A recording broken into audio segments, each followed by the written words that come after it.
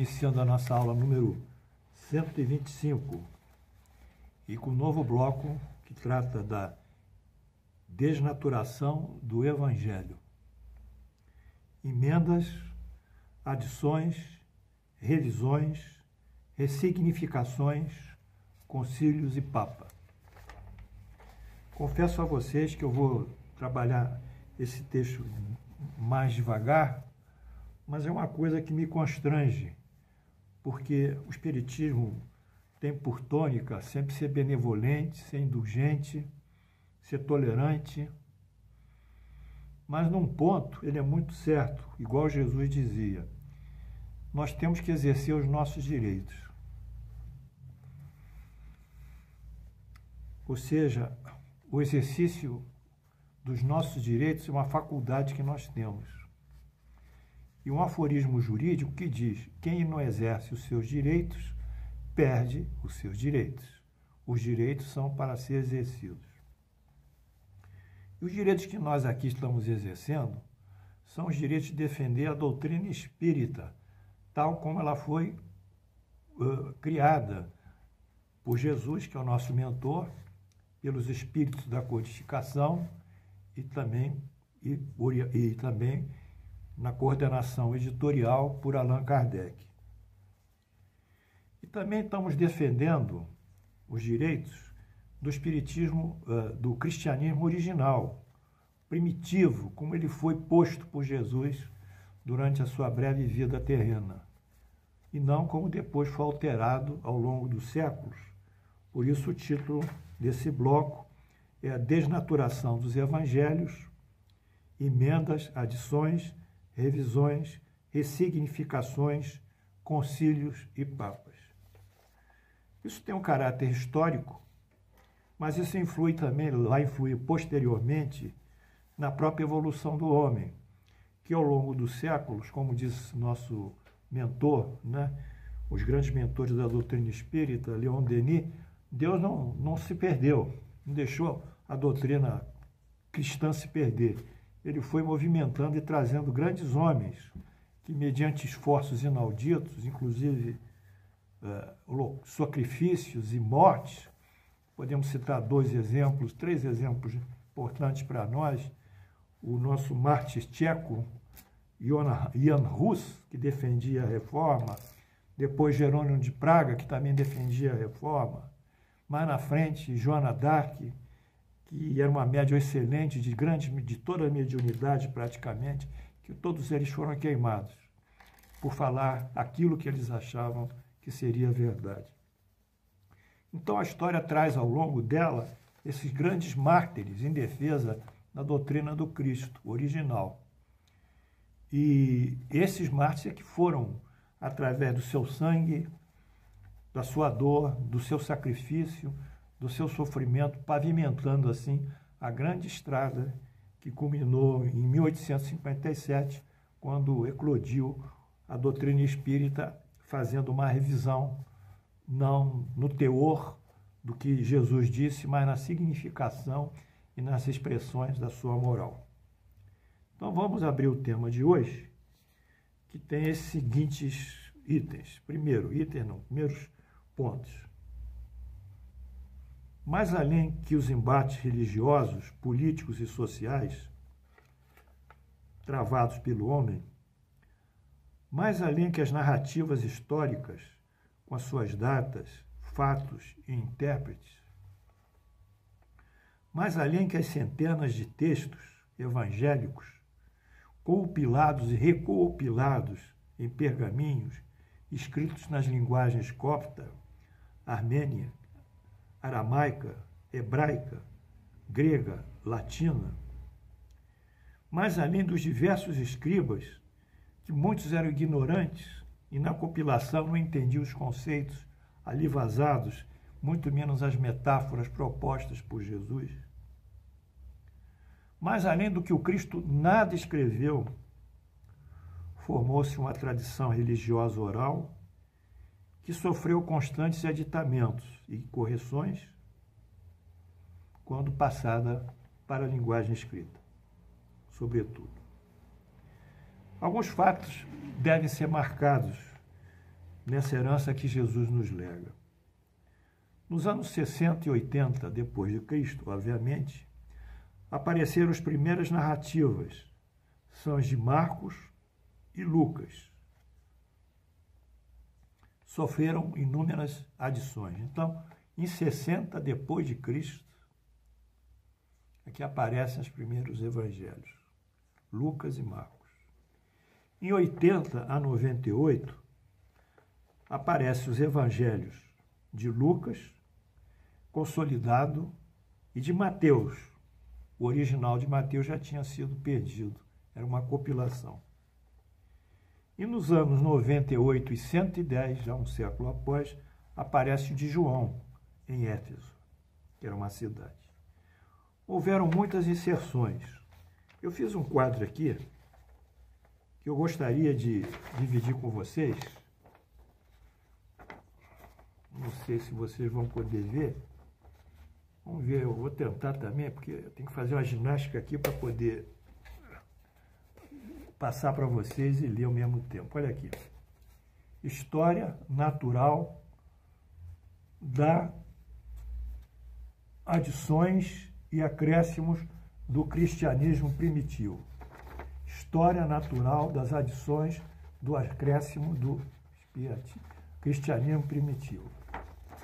Esse primeiro bloco aqui é antes de São Paulo. Havia aqui nesse primeiro bloco a penitência e o batismo aqui, que era o que os primeiros cristãos apenas faziam. Eles se limitavam à penitência e o batismo. Esse grande círculo aqui engloba todas as adições após Paulo. Após Paulo. Então, vamos ver, o grande círculo, ele tem um núcleo do cristianismo proposto por Paulo, que é a redenção. Redenção que é a salvação por Jesus. Isso, a salvação só pode ser feita após Jesus ser divinizado. Ou seja, Jesus, o Cristo, ele também adquire caráteres divinos. E ele, e não Deus, vejam bem, é que vai propor a redenção da humanidade. Ele como Filho de Deus. Mas a redenção da humanidade é uma coisa divina, está acima de todos nós, inclusive dele. E essa redenção é feita pela salvação. Salvação do espírito do indivíduo. Então, esse círculo grande, ele mostra a redenção. O que tem dentro disso? Tem, primeiro, a justificação pela adesão da fé. Segundo Paulo, se você tivesse fé, você estaria justificado, ou seja, você estaria cumprindo os ditames das leis, independente de que fossem as leis. A fé em si consignaria a sua força para se aderir a Jesus. Então, a salvação vinha pela fé em São Paulo. Segundo, com a salvação pela fé, você receberia um estado especial de felicidade, que é a glória. A glória. E mediante a glória, você receberia um dom especial, que é a graça. Essa graça também poderia vir pela predestinação sua. Se você fosse um predestinado por Deus, então você já receberia, como é na seu destino, para cumprir uma missão, seria um predestinado. Portanto, há um caminho aqui que vai desde a justificação pela fé, quer dizer, o indivíduo pela fé alcança a sua libertação, recebe a glória, que é um caminho de felicidade, e alcança a graça, que é um dom especial que o indivíduo tem, a graça. Bem, passado algum tempo, apareceram novos conceitos. A queda do espírito, que é referente a Adão, já que Adão e Eva viviam no jardim do Éden, e Deus disse: Adão, você pode, tem muitas árvores aqui, mas a árvore do centro do jardim, que tem frutas, você não pode comê-las. Só pode comer as frutas das outras árvores, mas não a do centro do jardim. Mas Adão, transgredindo a determinação de Deus, e por indução de Eva, e segundo a alegoria uma serpente, que induz Eva, ele come a maçã junto com Eva, e ele se vê nu. Se vê nu, ele entra no sentido da realidade da vida. Então, ao se ver nu e desobedecer Deus, ele perde as suas prerrogativas divinas, dentre as quais a imortalidade. Então, ele é expulso de Éden, cometeu esse primeiro pecado do homem, chamado pecado original. Que, segundo a queda do homem, esse pecado original vai passando de geração a geração, como se fosse uma coisa genética e que não se modifica. Então, todos nós, inatamente, já somos pecadores por essa concepção do pecado original. E para nos salvarmos desse pecado, nós temos que nos batizarmos. Então, porque o batismo é o renascimento pela água. A água era o símbolo de renascimento na antiguidade. Então, enquanto só entre os primeiros apóstolos havia só a penitência, que é o arrependimento, e o batismo, que era um renascimento, que era um ritual simples, ele foi aqui incorporando esse batismo aqui, passou agora para tirar o caráter de pecado original do homem através do batismo. Foi uma mudança forte. E essa concepção de todos nós somos pecadores inatos. Finalmente apareceram alguns outros fenômenos, outros conceitos, como Satanás e inferno, que são alegorias. Então, esse quadro aqui, se vocês quiserem filmar, eu vou deixar aqui, ó. Quem tem televisão, isso é bom na televisão, na tela, ó. Vocês vão ver que ele sintetiza essa movimentação de inserção de uma série de conceitos e artigos religiosos, artigos de fé, com Paulo e após Paulo. Né? Vamos agora nos adentrarmos melhor sobre essas desnaturações, essas adições. Primeiro, nos antigos ainda, no período pré-Paulo, que eu chamo PRP, pré-Paulo. Penitência. O que é vencer a penitência? Vamos detalhar. É um arrependimento ou pesar pela falta cometida. Na religião católica, a penitência ganha uma virtude, o signo da virtude, que é uma virtude que leva um homem a se arrepender da própria falta. No Espiritismo, o que equivale à penitência é a conscientização que o indivíduo tem de ter violado as leis divinas.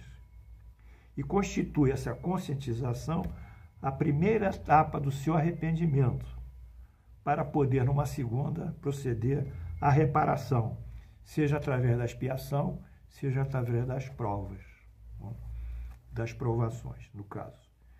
Então, a penitência é um ato consciencial no Espiritismo de tomada de conhecimento propriamente dito da violação das leis divinas.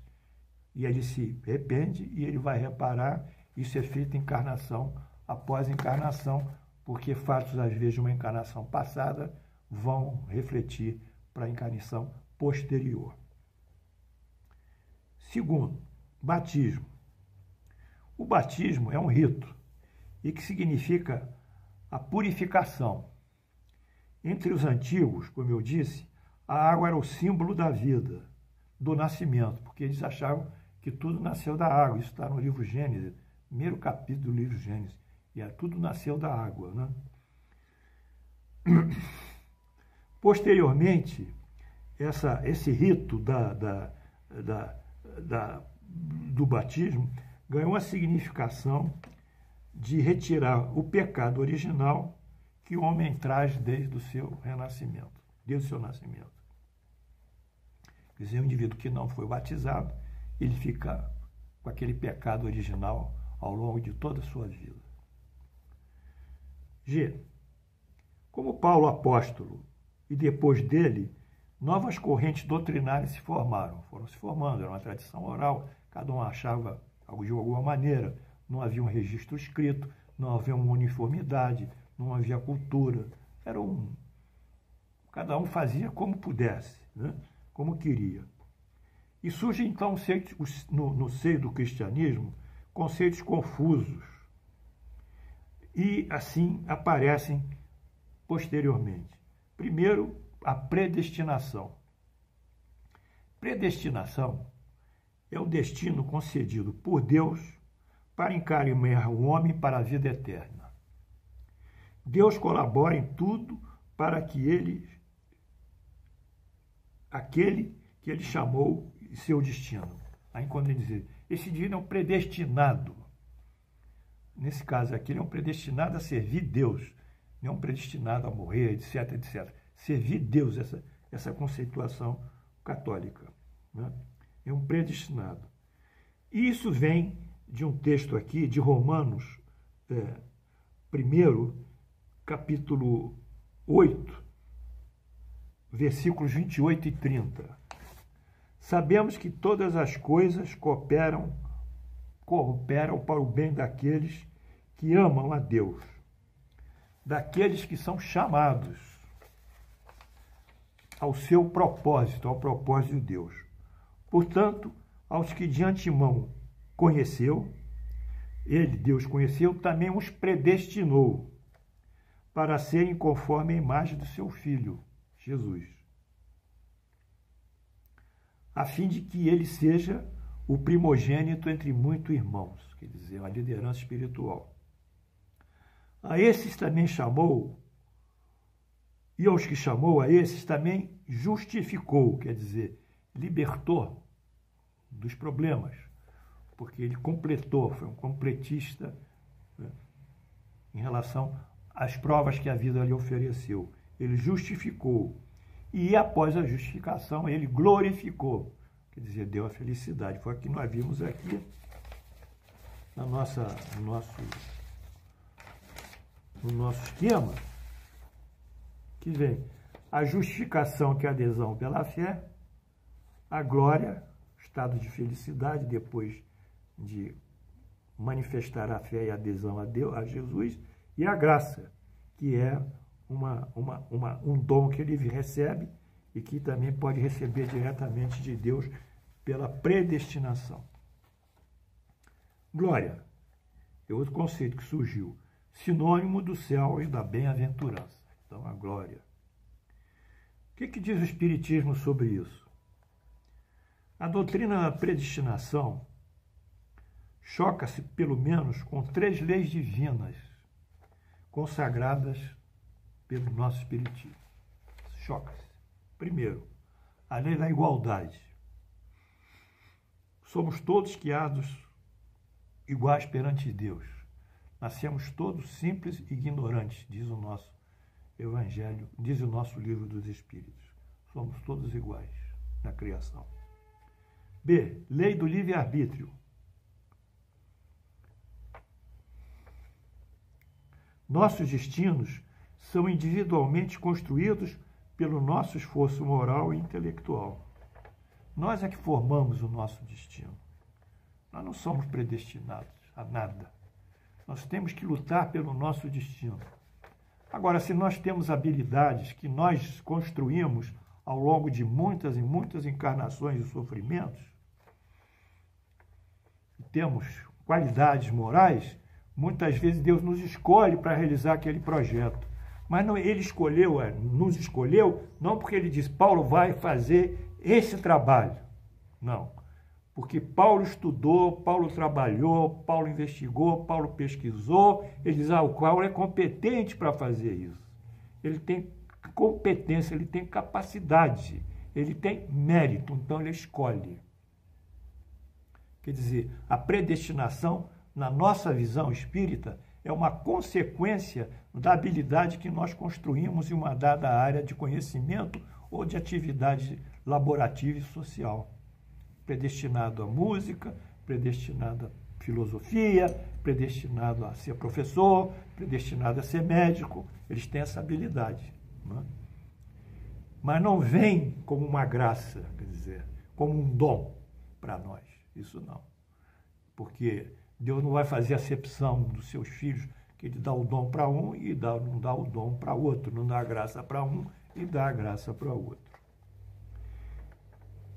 E terceiro, em relação ainda à predestinação, é a lei do progresso. Todos nós nos aprimoramos com o tempo. Reencarnação após reencarnação. Muito bem. Então vamos terminar aqui. Voltaremos a esse assunto com os outros conceitos. Eu espero que vocês tenham gostado, né? Essa aula me deu muito trabalho para eu descobrir a fazer esse esquema aqui. Eu tive que fazer muitas vezes, né?